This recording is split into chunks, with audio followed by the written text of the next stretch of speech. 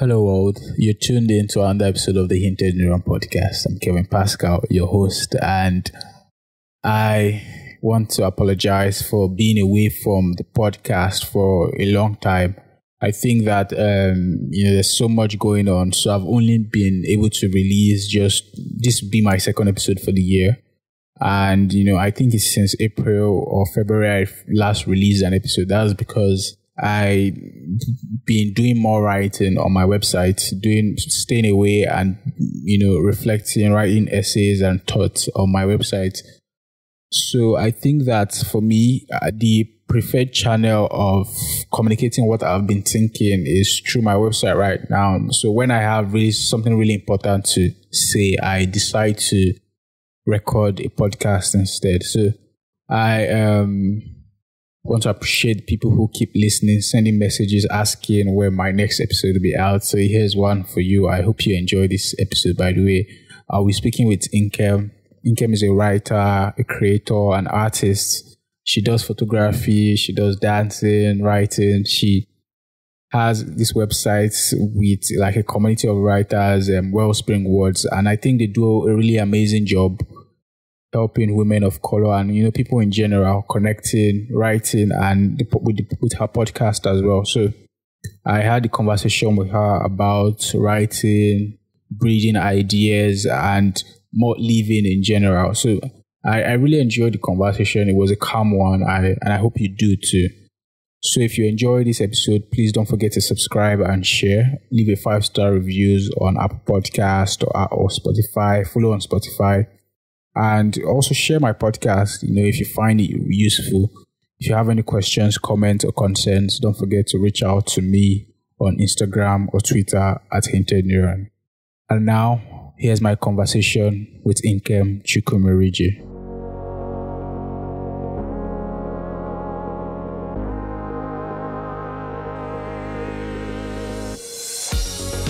Hello, I'm here with Nkem. Thank you for coming on the podcast. Thank you for having me. So I like to do this thing where my guests talk about themselves for a few minutes, maybe one. Just talk about who you are and what you're doing right now. All right, fair enough. Okay, hi everyone. My name is Nkem. How do I introduce myself? I think I can say that I'm an artist. I've been an artist since I was born, since I was a child. And these days, that art is really manifesting itself through writing and through the teaching of writing. Through poetry. I'm having so much fun with poetry these days, but I've been a writing teacher, a writing coach for 10 years. And I just found a lot of purpose and a lot of pleasure in supporting people in their own creative expression through words as a conduit, right? Like not necessarily words as the end all be all, but just as a way to take us from feeling and experiencing through the transmission of that and into sharing meaning. And yeah, I am a dancer, I'm a musician, and I just love everything that has to do with creating something from nothing. I think that's the easiest way to kind of introduce myself. I'm also a very avid traveler.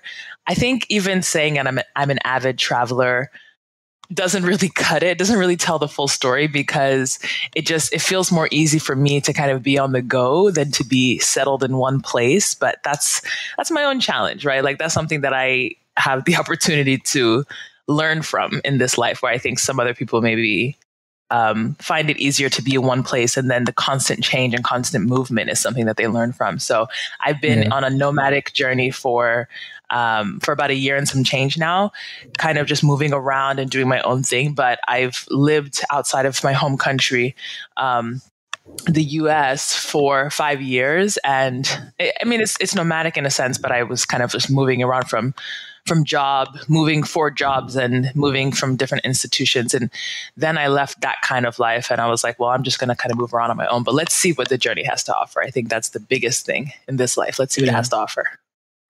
Yeah, I think that's really beautiful and adventurous. So, but I wasn't really I was not planning on starting here, but since you opened up Pandora's box, so like a few weeks ago, was it last week? I was talking to a friend. He writes poetry. He writes a lot of poetry. I think he's one of the most consistent people I know. He writes like every day. And So I had this conversation with him where we're talking about how writing style or the stories that we have to tell through writing or through poetry might change based on, the environment to find ourselves, the new people we would meet, the new places we would be to, and, the new weather, the new culture. I tend to obsess about the new things are right. Or, we're just talking about what new things we'll see that will trigger new writings for us. So I think that you might be like a perfect person to talk about that with. How do you think that your writing has changed based on traveling, being in different places, seeing different people and experiencing different things? Yeah, such a good question. Thank you for that. And it's an opportunity for me to do some reflection on it too. So my journey with writing specifically and really deepening into my own expression through writing started last year.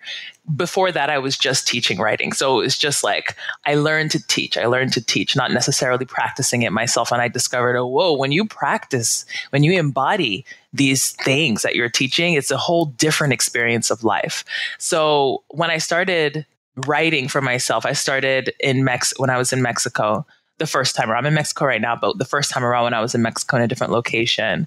And at that time in my life and everything, there was like this newness. I was feeling this energy of just like flowing and being in the vibration of everything. And just, my heart was open. Everything was open. I was in a new journey and I was by the water and, so my writing reflected that. I wrote so much about the ocean. I wrote so much about flow. I think like the term flow is life just kept coming across because I just felt like it was, and I still feel like it is. And then I moved to Portugal for a few months earlier this year. And my writing, of course, changed because it was a different environment. Totally different environment where I was in Porto. So it was a city environment now. And the country has a lot of negative history, a lot of traumatic history. So I felt that in my bones. I felt it psychically. I felt it emotionally. Although I couldn't really articulate exactly what I was feeling until the end. But that really made its way into my poetry specifically because I'm putting together a couple of poetry collections. And when I look at the poems that I select for one of the collections from that time in Portugal, they're so dark and like deep and so cynical and so, I won't say angry because they don't give me that anger feeling. They give me the feeling that if I were to tap a little harder, then we would get down to anger. But at the surface, or like where I wrote from, was a place of cynicism and just kind of like being irritated and being annoyed and frustrated. And then I came back to Mexico where I am now, and it's just very different. It's like there's obviously that flow because right now I'm by the water again. So there's that flow, but it's almost as though I've taken the learnings from that period of deepness and darkness and fear and cynicism and anger and solitude, so much solitude when I was in Europe, and brought it to my experiences here. So it feels like the flow that I'm feeling just is more nurturing and nourishing and grounding. Whereas before it was kind of like this playful, let's enjoy life kind of thing. So I absolutely agree that your writing and your expression changes or can change depending on your environment. But I think that is kind of relative to how open you are to allowing yourself to be present in the moment, in your given emotional state, in your given psychic state, in your given physical state. If you're not trying to manipulate or form a situation to be a certain kind of way or control it. I think that you can really get a lot from just being present and allowing things to come through in whatever given state you're in. Yeah. I think that was really well put together, and it got me thinking about, like, there's something you said about solitude. I usually take these breaks of solitude myself. So when I want to really do a large proportion of work, and I just want to be alone and do stuff. But do you think that is in the solitude itself that the ideas come, or is just this large amount of ideas that you've had before that you are now trying to put it together in solitude? I think, I don't know if I asked that question well. Like, I think I understand. If I can like mirror what you're saying and you tell me if I got it right, like in a period of solitude, is that when the inspiration comes because now there's space to receive it? Or is it that I've always had this inspiration and now because I have a chance to really be present and be, silent, then I can receive it. Not that it's new, but it's always been there. Did I get that right? Exactly. Yeah, exactly. I think it's both, to be honest. I really think it's both. I think that the inspiration is always hitting. And sometimes when my mind is it's got a lot of things going on, a lot of like the mundane and administrative life stuff, then some of the inspiration just kind of gets muddled in that. And I don't take it for what it is. I don't take it as an insight. It's just like another thought. And maybe I don't even think that it's mine. I think that it's just come from something that I've consumed around me. So I don't really pay attention to it. But when I'm in a more clear state or in an experience of solitude, then I just take it more seriously. I'm like, oh, that's a message. I have to write that down, So I think but what is it like for you? What do you think? Yeah, I think it combines with something I also wanted to talk about because I feel like most times I go through this stage of when I see something, I struggle with putting it, articulating it. So I kind of, I tell myself I'm a lazy writer because it's like I start writing in my head for so long before I actually write anything down on, a computer or a paper. So in my head, I'm constructing sentences for a very long time, writing all the things I want to write. Of course, I'll forget a lot of things, but I just keep, taking in stuff, changing it, twisting it based on how I'm receiving it. And then when I find like a perfect time, probably when I'm alone or when I start to pay attention, it's like there's so much stuff that I see or I hear or I read and I'm not really paying attention until it probably hits me. And those, my moment of attention is when I'm really alone and not talking with people or not being stimulated by any other thing. Yeah. Yeah, so, that makes sense. So, another thing I wanted to talk about was, as I was asking my friend one time that do people actually sit down and, like a job where you have to show up every day and tell themselves, I must write today, I have to write, or they actually have to wait till when something is really interesting to them. Because I think that I've never really seen writing as a job where I have to show up for it. Like it has to actually hit me first. That even if I try so much, I feel like the words are not yet ready to come out of me. Or me, sometimes I'll feel like maybe I'm not the right person to tell this story or pass this message. Sometimes I will take 3 months to write something, but sometimes it turns out really good when it comes out after maybe that long amount of wait, because I can't actually just sit down to force myself to write it until it's ready. So I wanted to talk about that and that writing process. Ooh, oh my gosh, there's so much in that. So much. Like as you're explaining that, these visuals were coming to my mind of like my own writing process, the ones of people who I haven't worked with, but who I've been in writing community with. And then also like the students that I have or the clients that I have, and everyone's is very different. Like everyone's writing process is very different. I think the best way to do it is to be intuitive, to be connected to your own intuition, which is to say, when it's going to be right for you to transmit a message. But I also think it has something to do with our beliefs around our own creative process, not just the writing process, the creative process in general, because I really try to look at writing as just a conduit of transmitting energy. It's just transmitting messages that you receive from the spirit, or you receive from ancestry, you receive from your own experience, your lived experience, like processing things and it now coming through in a certain type of insight.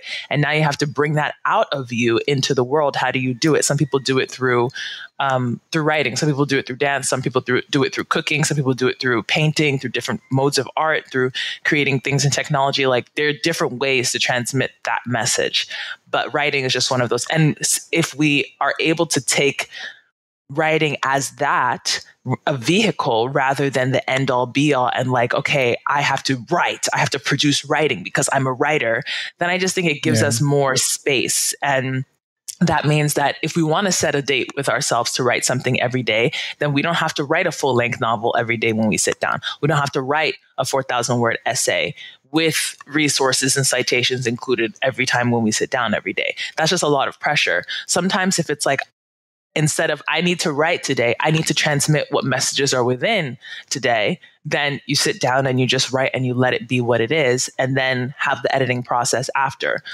But then there's also the situation where we're working on a project, right? Because that's a different story. Like when you're in an intuitive process and you're letting information flow through, it's beautiful. And I think it's super necessary, especially when it comes to accessing your creative potential and your creative power. But when you're actually working on a project, like right now, I've got 2 poetry collections and 1 novel that I'm writing. I've been writing this novel since last September. I just gave myself a year to write it. So I'll finish it in the summer.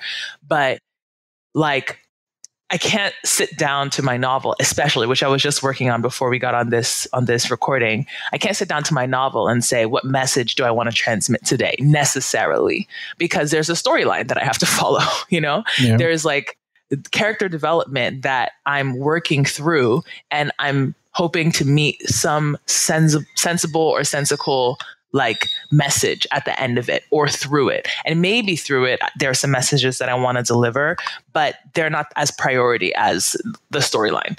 So in that case, it's like, I do need to have some structure when it comes to my own writing process, my own creative process. And because I'm an artist holistically, I find that everything that I do really supports whatever I create. So if I'm working on this novel, for instance, and I know that, you know, the characters in my novel are representing different parts of me, it really behooves me to develop these different parts of me so that intrinsically my characters are developed. So when I write my characters, I'm not writing based on a place of like this surface level, this character would do this in this situation, if this, if that, conditional, whatever. It's because I do it, because I've tapped into that part of me and I already do it. So I'm writing from a place of this intrinsic knowing. I mean, it's kind of nuanced, right? Because it's very specific to like my characters, my own story, what I'm writing about, and my own journey with writing. But I think that's just to say, like, it can really look different for if you have a project, if you're writing or expressing, just to tap into your creativity, and what you hope to do, who you hope to be as a creator, as a writer. Yeah. I resonate so much with what you're saying, and you know, but I have a question. Do you have, you know, moments of doubt where maybe you're working on something and you start to question if you're like the right person to tell this story or the right person to write this? No, I don't. That kind of doubt never showed up for me.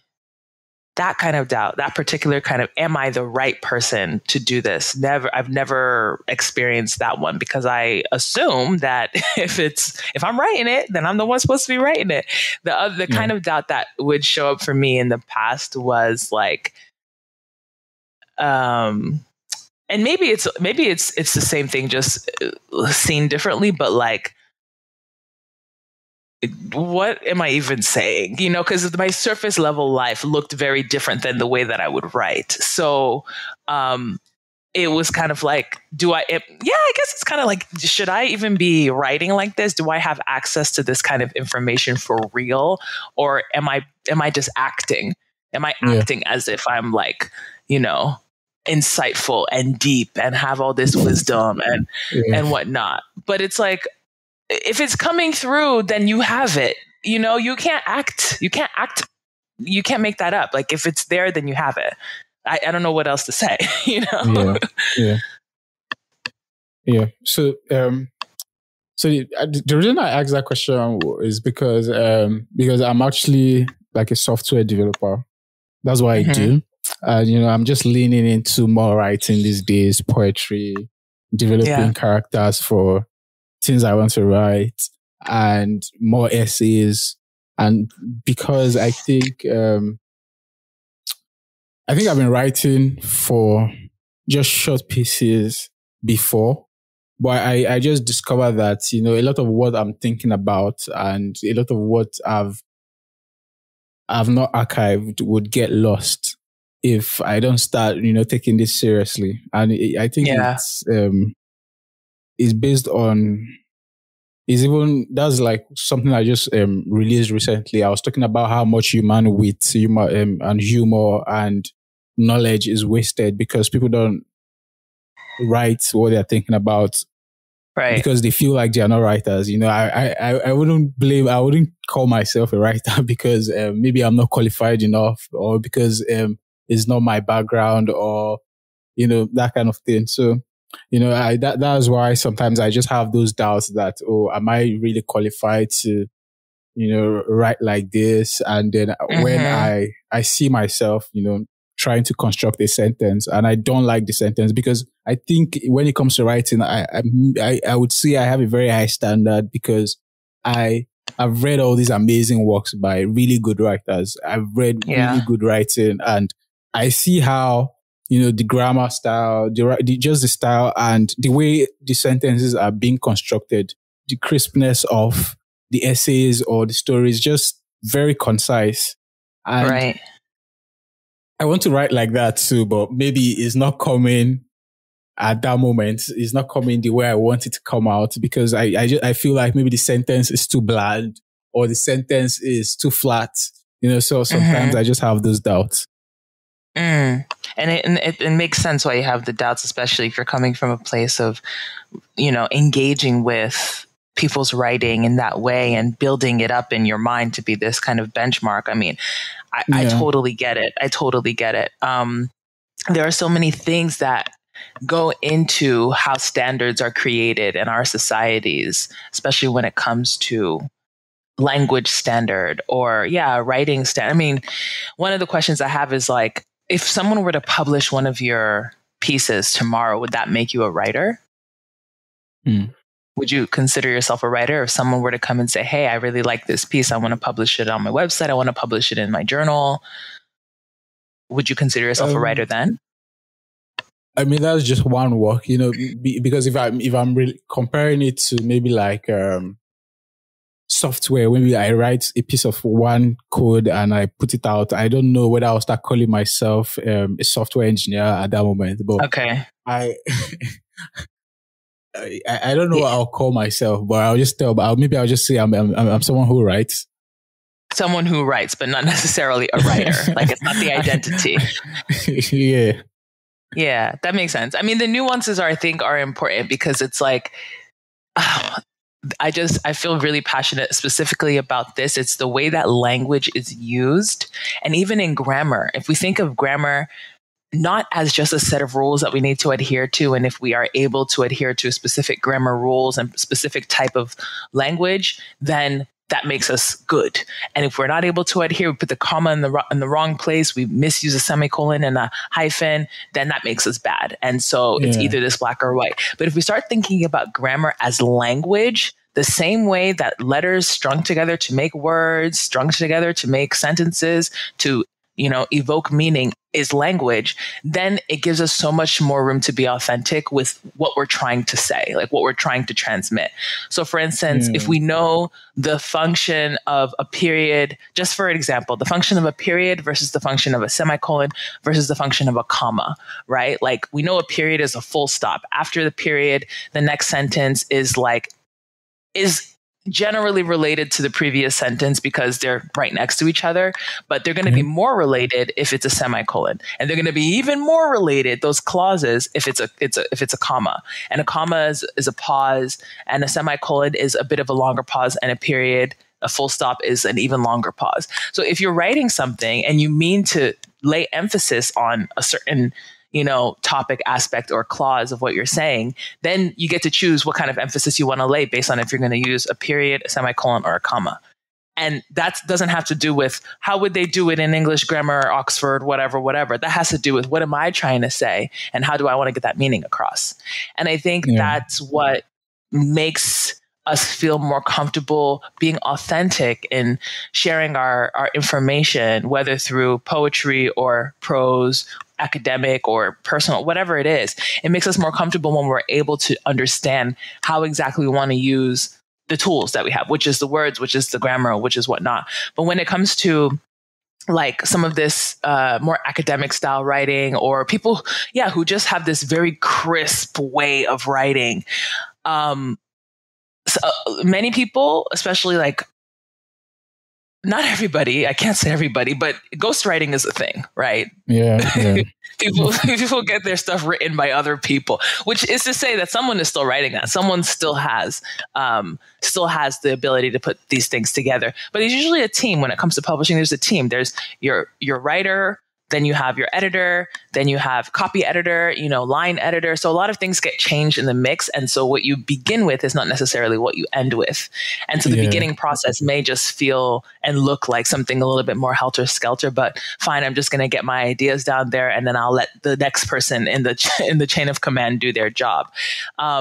But then another thing that's coming to mind here that might be helpful for some people who feel anxiety when it comes to writing and can I even like do this full time is like this idea that some written work that is potentially written by a whole team of people is attributed to just one person who has like maybe a really this big following or seems like the person that is just so smart and so, and it could be that, there are many cases that it's completely the truth. One person who is that person who is just very smart and, capable intellectually and with language and with their poeticism happens to write everything and puts it out perfectly. But I'm just thinking in terms of mass media, let's just be aware that it's not always what it seems. And the primary thing is that if your works of written art don't have meaning, don't have story, don't have any type of sensible structure, they're not going to last. Like it's not going to hold, So I think really just coming back to those core things beyond how everything is supposed to look and feel in its final touches is super important. And then the final touches can come with time. Yeah. I think that makes a whole lot of sense, and it puts things into, it really simplifies things a lot. Thank you very much. I want to talk about your work with Wellsprings, but before I do, I think there's just one inquisitive question I wanted to ask. There's this trope of people being good writers or people being good creatives, many kind of creation when they are really going through some sad moments in their life, and like sadness brings out your best work. What do you think about that trope? Oh, I love it. I love it. I don't know. I feel like if you're someone who's inclined that way, then yeah, it works. But not everybody is inclined that way, I use astrology a lot in the way that I work with people and the way that I live life because it just resonates so much with me and helps me to feel validated and helps me to not feel weird when I'm doing things that other people, I don't see other people doing because it's just my design. But I think when it comes to sadness, I can only speak from my experience, right? When it comes to sadness and being melancholy or just being emotionally sensitive, I could say, I do feel an inclination towards inspiration because in those moments, my psychic awareness is very sensitive. So I'm sensing things around me that I can't see. I'm sensing the vibrations that I can't see. And so my mind is already making connections between things, poetic connections between things that if I were just like in a really happy state, very super conscious in this human existence, maybe I wouldn't see because I'm too focused on something else. I'm just there shining my teeth to the world. Hey, everybody, what's up? But like in those moments where I'm just in solitude, then the inner shadows are coming up and the sun is now not looking like the sun. The sun is looking like a ray of illumination that has come to deliver me from this ghastly whatever. And it becomes now a poetic thing rather than just the sun in the sky because of what I'm feeling. So I totally allow it. I think it's beautiful. For me, it's been incredibly healing to allow myself to express while I'm in these places and to be inspired, to know that inspiration doesn't only need to come when I'm feeling bright, because there's a lot of pressure on always feeling happy, and we're human beings, right? So that's not always the case. But then there's the other side of it where it's like protracting a negative experience because we want to create, we just want to be in a creative state. So we think that we only need to be able to create when we're in a negative experience, or our poetry only ever always needs to be about trauma and heartbreak and the things we can't get over and all of this stuff. And I mean, we don't need to say it, but that's awful. We can't live like that, So I do think that there's an opportunity here for us to learn to find the poetry, find the magic in life through the bright experiences without it being corny or cheesy. And I think people are kind of scared of that too. Like, if I just write about the sun shining on my chest and it feeling so good, like, who's going to relate to that? And isn't that going to be so corny and cheesy? I think we can find ways. Absolutely. What do you think? It's something I was thinking about a lot last year, because I think that I've not really had a lot of bad experiences so much in my life, but last year was one of those years that really hit me, and so I saw that that all that sadness, there was just this urge to write the whole time. I would just leave what I'm doing. Before I know it, I've written 2,000 words because of that. Was just all I was thinking about, how my sadness was growing in me. I know, because I meditate a lot. And so I tend to be very conscious of, every, not everything, but what I'm thinking and how I'm acting. On those thoughts. So I was writing a lot about, those experiences, writing essays to people that hurt me. Writing letters, just, writing a lot of stuff. Actually, I was just like writing poems, writing essays, writing letters. And I think that, to a large extent, I don't know if I would have been able to do that if I was not in that state. I don't know, but I think that much of what I've written this year, is really happy stuff. People can relate to it. People say it's good. They like it a lot, but there is still like that touch of, what I experienced last year. I in general, I'm a happy person. I would say that I don't like to I don't like to make myself feel sad or just, be in that mood of depression because I want to create something. But I still see that if I compare what I've written this year to last year, I would generally say that I was writing so much stuff last year. And I think I was more focused. I don't know whether it was the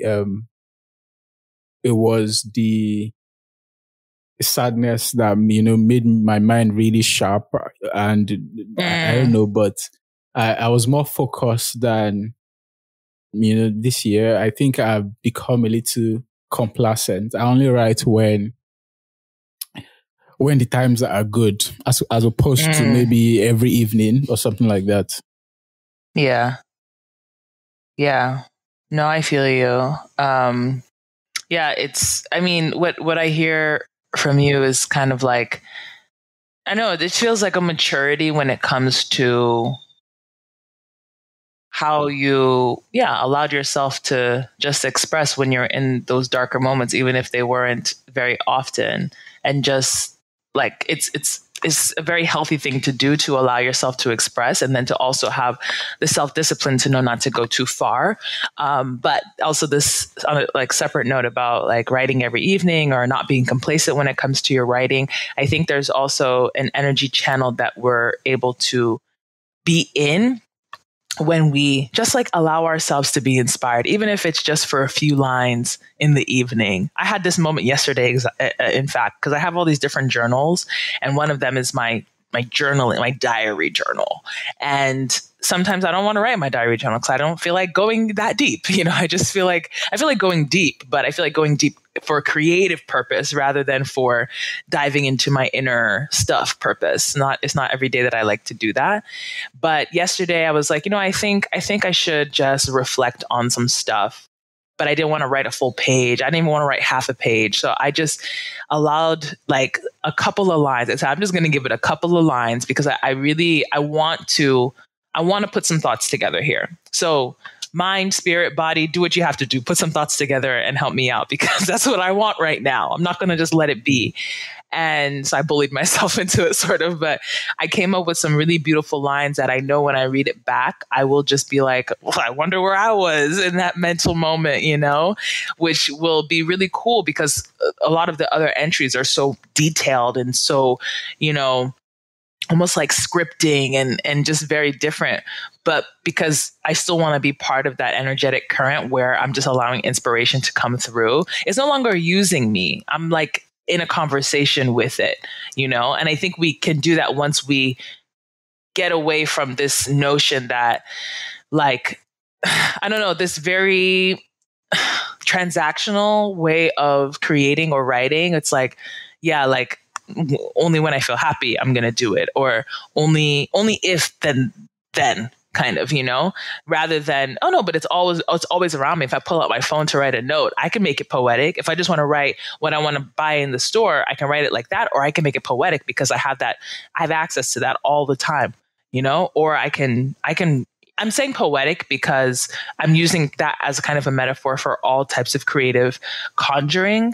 Not just for poetry, not just for written poetry, but just for creative conjuring in general. Yeah, that's brilliant. So, I think something else I wanted to ask is like, for maybe independent writers or like yourself, how do you know that you know something is done? This is ready to be shared with people because I usually have that problem where I tend to collect sentences a lot. So I don't know if that's a thing, collecting sentences. Sometimes I just think of a really beautiful sentence and I just write it down. And it could not be a fully developed paragraph, just sentences I'm just writing down and, you know, I'm stringing them together. And, you know, there's something that I'm forming there, but I actually don't know if it's right to be shared at this moment. How do you know that, oh, this is ready to be seen by other people? Ooh, it's layered. Because on one aspect, it's about, do you believe that you should be seen, that people should be seeing you, that you're worthy of being seen? That's one very deep aspect of it. Another aspect is the message as clear as it needs to be? Because people are going to interpret things in their own way. But if you have, for as much control as you have over other people's interpretation, have you given this piece all that you can give it, if that makes sense, you know? And then another thing is, do you feel like it's ready? Not like, do you know, or there's a knowing, but not like the mental knowing based on some standard, but like, do you feel intuitively that it's done? I want to end here. I'm stopping here. But stopping and sharing, you know, stopping the writing and the piece being finished and the piece being ready to share with other people are two kind of different things. But I'd love for us as a collective of creators and writers to really, because I know a lot of people experience anxiety. And as you said, like just have this backlog of all this, me included, backlog of all this beautiful stuff that we are collecting for what? For who? For who if we're not going to share it, you know? It's beautiful for us to just be in our own essence and to remember what we've done, but that's short-lived because it's like, yeah, I've done that, but then that's it. It just lives there, you know? So if we can kind of close the gap between this piece is complete to this piece is ready to being shared, I think that would really help us all feel more confident in our creative power. Punto, period. Like not as creators or writers or designers that people have to come and validate and say, yes, you're worthy of my attention. But I am a creative being. I am a creative, powerful human being in this world because of what I'm able to create. And this work is done and now it's ready to be seen, because once we move away from that gestation period and we've birthed the work, it needs to go out into the world. Yeah. If a child always stays at home and never, they don't develop. They don't get a chance to actually be in the world. It's the same thing with our creations. Yeah, thank you so much. I really love how you put that. Is really, really amazing. I want to talk about your work on Wellsprings. I went through your website. By the way, I really love the color and the fonts. Oh, thank you. I think it's nice. I was reading some poetry on your website, your personal website. So I like the font and the color. Was that an intentional? It wasn't intentional, like on my conscious mind when I was creating. I just wanted for Wellspring Words. It wasn't really consciously intentional. I just wanted to create something because Wellspring Words is a community platform which houses, it has a digital anthology that houses the words and expressions of women of color. But then it also has a podcast, and we have writing workshops and writing fellowship program and submissions contests and all types of stuff.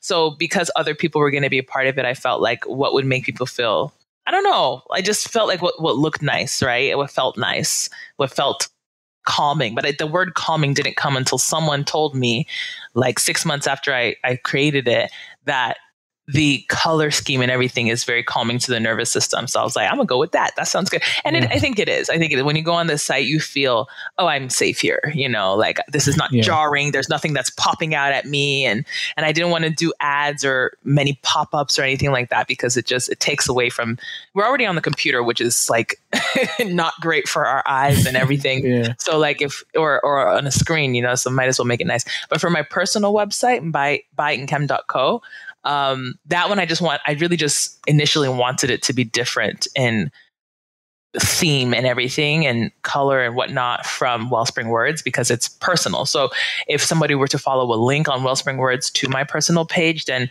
it wouldn't look like, they wouldn't be confused. Like they would know, like this is clearly someone else's personal stuff. And I don't even write for Wellspring Words anymore. When I first started, I was writing for it because I also, was getting a feel of it and everything and was part of the community in a different way. But then I just said, let me write for my own stuff, and then I will curate writers and everything for Wellspring Words. Are you planning to do maybe prints anytime in the future? I think that would be lovely. I think that would be so cool. Right now, it's like this June is like, I guess this month would be the 2nd year anniversary. So maybe by year 5, I think in order to do that physical stuff, I just need to be settled myself. I can't be nomading. I don't want that headache. So when I'm somewhere that I can like actually house stuff, I think it'd be amazing to have a print volume or volumes. I think that would be so cool. Okay, so for people who are listening to this podcast, maybe like you said, is the Wellspring is like primarily for women of color, yeah? So probably people who are listening to this could, if they have something to share, they could reach out. Yeah, so Wellspring Words is, like I said, it's a wellness through writing platform altogether. So there's multiple components, and one of the primary components is the digital anthology, where people submit their writing and undergo a very intimate developmental editing process if there is like significant editing that needs to be done. Because I'm a writing teacher and coach at my core and my training, I really like the process of working with writers on their expression, on their words. And because the nature of the pieces are so intimate and so deep, sometimes it's the first time that people are even sharing a story, like they haven't ever talked about something that really made them feel a certain way or some certain kind of trauma. And now they're having the opportunity to express it. And so they use Wellspring Words as a platform. And I really like it to feel like, okay, I've got your back, like your message is important. So let's take it through a developmental edit to make sure that comes through, instead of just being like, accepted or rejected. I just feel like it's kind of cold. Yeah. So when it comes to, that's the only part that's really exclusive for women of color. And then when it comes to the other parts of it, the workshops, the podcast, and the fellowship program, and everything is really open to everyone. Although people use their discretion, you know. Yeah. Do you have people who want to submit pieces of writing, and because that writing is really sentimental, they have sentimental connections to what they've written, so they are not really open to editing because they feel like maybe this piece of work is their baby and they don't want it to be changed a lot? I've had a couple situations like that, and it always helps me to understand why somebody doesn't want something to be edited. If it's just like not responding to, my emails or not making changes, and I know all of the edits are suggestions because people maintain their autonomy and their authorship, but there's still a certain kind of standard for the platform. So the suggestions are strongly suggested, and they're not coming out of any desire to change somebody's meaning or take anything away from them. It's because I'm trying to amplify the message. So if I come with that intention, like I feel like maybe this could be shifted and changed, making some different suggestions based on amplifying the message it seems you're trying to tell, and someone just is like, no, I don't want to do that. That's not good enough for me as an editor. I need to know why you're not okay with that. And if you tell me that, like you're really holding on to the way that this is expressed in this particular way because it means a certain kind of thing to you, and changing that would really hurt you, then that gives me something to work with, because then I can empathize because I know what's going on. It's not just a brick wall.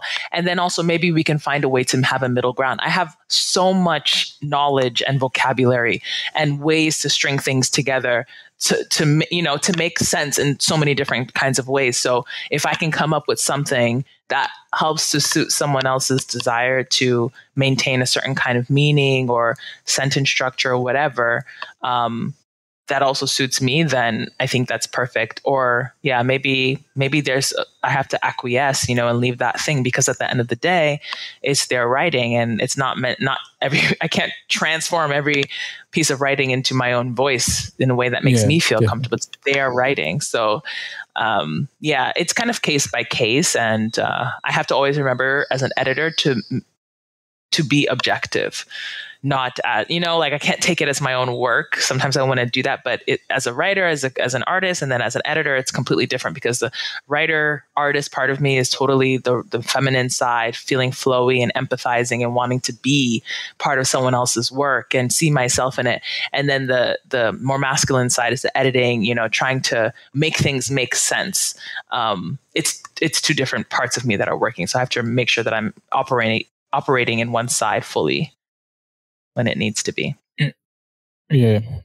I think that makes sense. So I usually ask these two last questions on the podcast. Everybody on this podcast gets to answer these questions. Just two questions. The first one is, if you are given a platform to speak to everybody in the world right now, what would you want the world to know? What would you tell them? Ooh, I would say that people should be shaking their ass a little bit more. Do I need to explain? I mean, just shake your ass more. It's fun, and it just makes things less serious, more fun, less serious. And it's really good for you. It's good for your spine. It's good for your reproductive area. It's good for your body. It's just good for your emotions. It's good for everything. Shake your ass a little bit more. Just dance a little bit more. Yeah, I hope they get that message. So my last question is, what's the meaning of life? Love. It's love. Meaning of life is love. Seek love in everything. Yeah. I'd written an essay after my experience in Portugal, and it's called Love as a Sacred Practice. And it's really about like any instance of hate that I experience, see, receive, or give. It's really just a call to return back to love. It's not a call to go forward. This is not the new way of moving in life through hate and fear and despair. It's like, oop, alert, alert, alert, unsafe territory, go back now. That's the way that I see it. So yeah, love, that's what life is about to me. Yeah. Thank you for sharing. So I want to ask you if you have anything to say, you have something to promote, or where people can find you actually, and your website. Yeah. I'll still put all those in the description. So you should, anything you want to say right now, just say it. Okay. Oh my gosh, so much pressure. If you want to say anything right now, say it. As if I haven't been talking for an hour. Yeah, people can find me on Instagram at naturallyfree123. That's my personal page. And then at Wellspring Words, that's Wellspring Words' page. And check out our websites. I mean, the link in the bio and the Instagram profiles, you can find everything. But also bynkem.co, bynkem.co is my personal website, and wellspringwords.love is for Wellspring Words. I've got, depending on when you listen to this, because these are kind of, people listen to podcasts at any moment. So just check out Wellspring Words workshops to see if we have any online workshops or any Instagram lives where we do writing sessions. We bring in, guest writers who teach us something, and we have a chat about the writing life. But also now during the summer, I have open enrollment for a new program that I'm starting. It's a group writing coaching program. It's called Heart Translation, and it's going to be from October to end of November this year.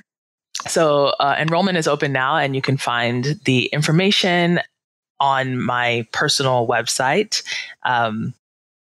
Just go there to Writing Coaching and you'll see it. But it's really going to be a great course. It's like combining all this personal development, spiritual development, understanding, and writing, like into the writing process. And through the program, you produce a poetry collection or a personal narrative collection. So you're actually working towards something, developing your writing skills, exploring different genres and writing techniques, developing community, and deepening into yourself. So everything that you express becomes more authentic and significant to you before it gets potentially judged or evaluated by the external community. So I think it's going to be really beautiful. Thank you for the platform.